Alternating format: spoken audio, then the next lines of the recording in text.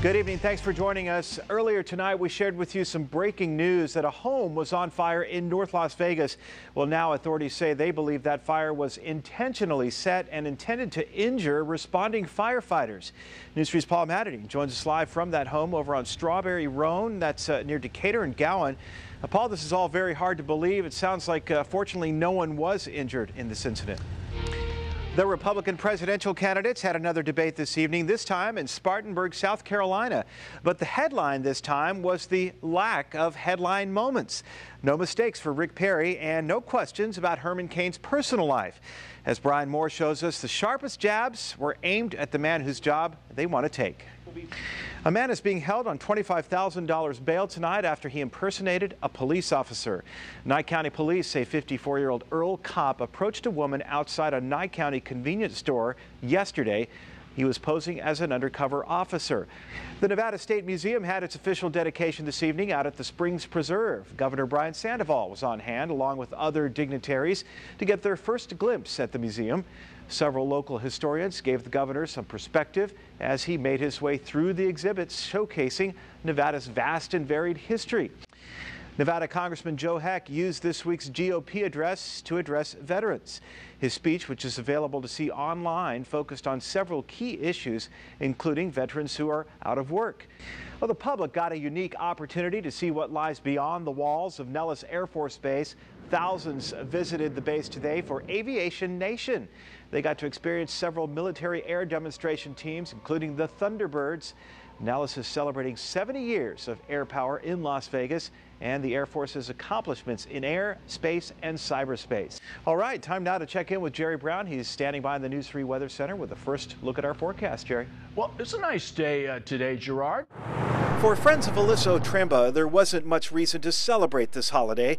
The missing girl's picture now placed up against a cross adorned by flowers. Sorry that a young girl had to be taken again. While only yards away, crime scene investigators still combing the area where a body fitting her description was found. Somebody lit her on fire. Somebody had a lighter or something flammable and just lit her on fire. Antonio Morgan discovered the body Saturday evening. Though the remains appeared to be burned, he's convinced it was Alyssa he saw. Residents talk of increasing crime in the area, especially near what they call the Grand Teton tunnels. These tunnels were designed for flood control, but the teenagers use it as a passageway. From here, they can cross under the freeway to get to their high school on the other side. The teens say there have been several incidents at the tunnels, including the rape of a young girl back in March. She survived, but her attacker got away.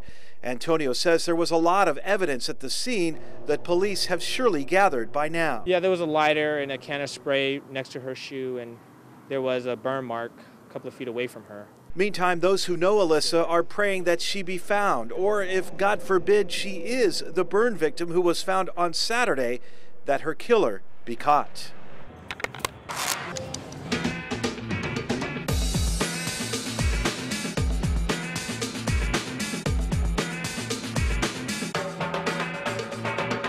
For many, the idea of winning at a casino is irresistible.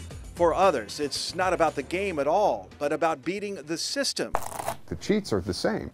The same kind of cheating style was accomplished 150 years ago, but now they're using technology to get it on, so we try to keep up with them with our technology. From fancy card counting devices and video recorders to simple sleight of hand tricks, cheats will try anything. The people that work in casino surveillance have been trained for one thing: to protect the assets of the casino. Ted Whiting is director of surveillance at Aria Casino. Until now, it's been considered taboo to allow cameras inside a casino control center, but we were allowed unprecedented access. We see more things now than we ever have before, and it's to keep pace with what the cheats are doing. Aria's casino surveillance room is not unlike what we've seen in the movies.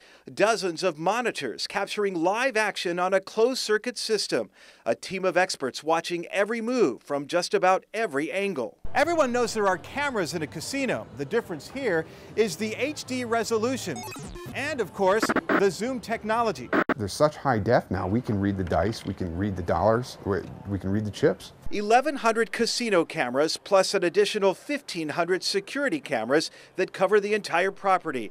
And they're not just in those black balls we see on the ceiling. Pinhead-sized cameras are in the bars of the casino cages, inside ATMs, and in several other locations that were not disclosed. 10 is -1, counts plus 15. Among the toughest cheats to catch are the teams, like the group of MIT students who were featured in the movie 21, a true story. The MIT movie, I couldn't watch it because I lived it.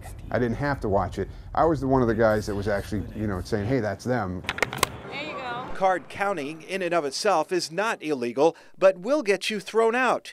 Stacking chips, stealing cards, or use of any type of device, on the other hand, will get you arrested. If you know what you're doing, you can do it, no matter who's watching you. Dave Schwartz is UNLV's director of gaming research. He says the pros often go for high-stakes games like Baccarat, where wagers can reach $100,000 a hand. If you've got a good cheat team in there, they can clean you out of well over $1 million in a very short period of time. Surveillance staff are comprised mostly of ex-dealers who know every trick of the trade.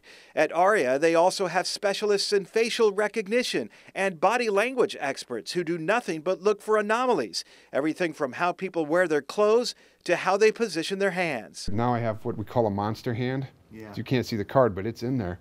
But I have to hold it. That card will go into their pocket, and now they come out and their hands work perfectly again. Casino entry and exit points are what they call choke points. It's also where cameras can zoom into, rewind, or freeze a person of interest. The video is stored on servers, and though sometimes the cheats do get away, often they make a critical mistake. Because of human nature being what it is, a lot of times people will get greedy and keep on going back to the well until they go to the well once too often and get caught. Can I split those? Sir, please don't touch the cards. Which is exactly what happened to the group from MIT. Most gamblers know casino odds are always with the house. If you try and cheat the house, your odds of getting caught are almost a guarantee. The truth is that we are watching all the time, and we're analyzing all the time. So we're gonna catch this stuff.